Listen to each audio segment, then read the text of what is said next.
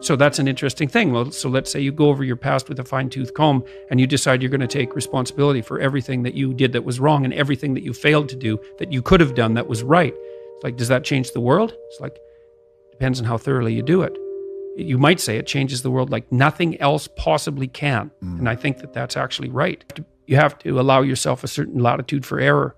And that's a useful thing to know too. One of the things I tell people when they're trying to develop a vision for their life or an implementable plan is make a bad plan.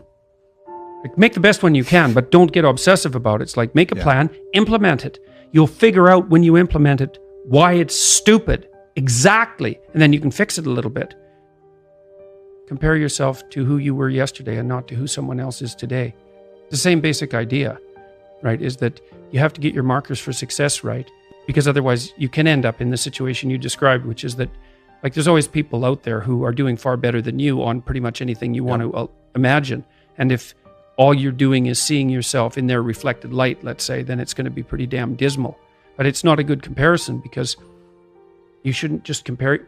Well, first of all, there's danger in just comparing yourself to others, period, because they're not you. And God only knows what struggles they had to undertake to get to where they were, or what burdens they're currently carrying that you're not aware of. You just don't know any of that.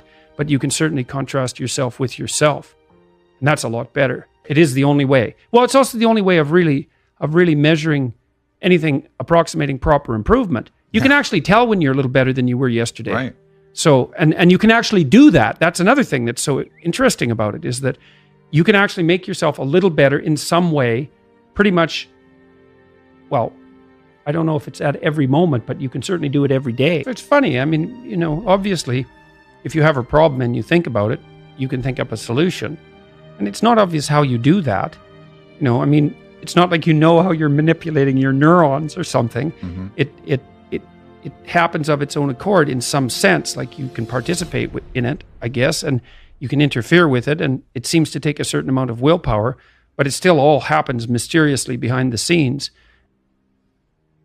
One of the things that I've been you know, there's lots of different ways to interpret the world, and you can maybe even make a case that there's an endless number of ways to interpret the world. And the problem with that is that it kind of disorients you in terms of what you should be doing. But just because there's a very large number of ways to interpret the world doesn't mean there's a very large number of productive, meaningful, and sustainable ways to interpret the world. And one of the things you do have to do is figure out how you can conduct yourself today so that you don't upset the apple cart in a week or a month or a year. And so, you know, what you do in some sense psychologically is